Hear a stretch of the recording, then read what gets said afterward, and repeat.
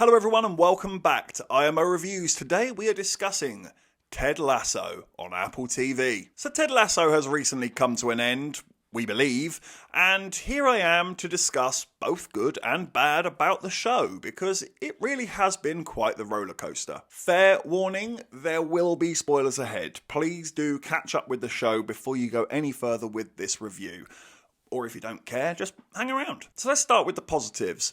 I've always enjoyed the beaming positivity that Ted Lasso offers in this crazy world of everything seeming absolutely awful all the time with zero escape or control on the matter.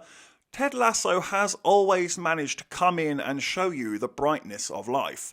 The positives, the magical moments that we can hold on to forever and find some sanity from in amongst all of this madness. And throughout its seasons, I think Ted Lasso has handled some subjects wonderfully. My favourite of all being Jamie and his arc. He starts off utterly dislikable, and by the end, not only do I understand him and have seen him grow, but the most pleasant surprise for me is that the show was warmly spirited enough to even redeem his awful father. That in itself might be the best thing that this show achieved. And in the same vein, I also appreciated Ted's comment at the end about it never being about him. That's just so quintessential Lasso that it really did hit the mark, and I couldn't help but smile. The soundtrack has always been great. You're always going to get a bonus point from me for playing Cat Stevens' father and son. I adore the shit out of that song. It never fails to make me teary-eyed.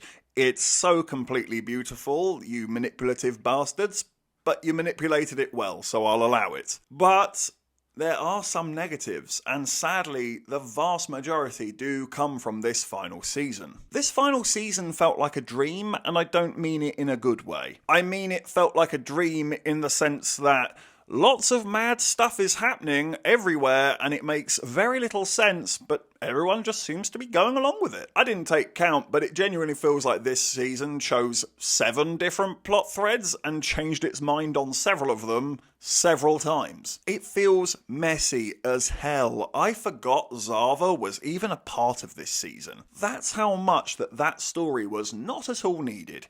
It added nothing, it changed nothing, the dynamics were poorly explored, and it was over before you knew it. Roy and Keeley break up just to get back together again, to then break up again. I pretty much hated everything that they did with Roy and Keeley. Roy, because he just had nothing to do. Keeley is a very well-established character that is defined and has edges, and you understand her and how she is going to interact with other people. So why is it in this final season she seems to simply exist for political plot devices? She even ends the series by suggesting a women's team. Women's football did not exist as of yesterday. Women's football has been around since the late 80s, early 90s.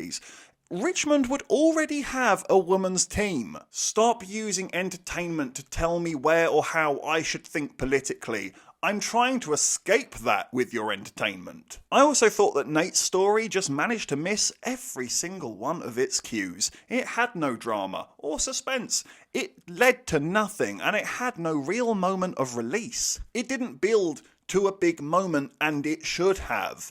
Not only that, but you can see it coming with a postage stamp from Switzerland. It's that obvious how it's all going to play out. Beard was overly stupid this season. Ted's drama with his ex got boring, as I personally feel like all of that had been explored previously and we'd moved on, but I guess not. It was lazy and it was rushed, and these moments of seeing Sam make the Nigerian team could have been awesome had you focused on it, rather than dicking about with his restaurant and the Super League nonsense that, if anything, probably is far too late to be making a statement on, and it certainly didn't help stop it if that's what you were aiming for. I don't quite know what happened this season. It almost feels like they didn't want it to end, but they had to, so they just rush, fumble to get it over the line, and then they pretend that they've done it neatly by doing it through montage, except the nice bits and resolution that you see in the montage feels weak because we didn't really see the struggle beforehand. So season 4 of Ted Lasso is going to get a 5 out of 10, but Ted Lasso overall is going to get a 7 out of 10. It is kind of rubbish, especially this last season, But it's utterly harmless rubbish, and if it's still putting smiles on people's faces, I'm not going to butcher it that hard. Heck, I didn't like this last season, but yeah, there are moments in there that I really enjoyed and took something from. I could also go on and complain about the logistics of the football, the financial side of it, and how clubs get promoted and relegated and then win the league the next year and then can buy expensive players. None of it makes any sense. But if you're willing to just switch your brain off, take it in for what it is, daytime junk TV that's going to make you feel good and put a smile on your face, then yeah, it's fine. Thank you for watching this review. Please be sure to hit that like button and hit the subscribe button if you haven't already, and please do hit the comment section as well. Have you seen Ted Lasso? What did you think about it? Let me know in the comment section below. And of course, if you haven't had enough of this crazy ginger, you can always click on these suggested videos right here and get yourself lost in the IMO wormhole. But if not, take care, and I look forward to seeing you on the next review.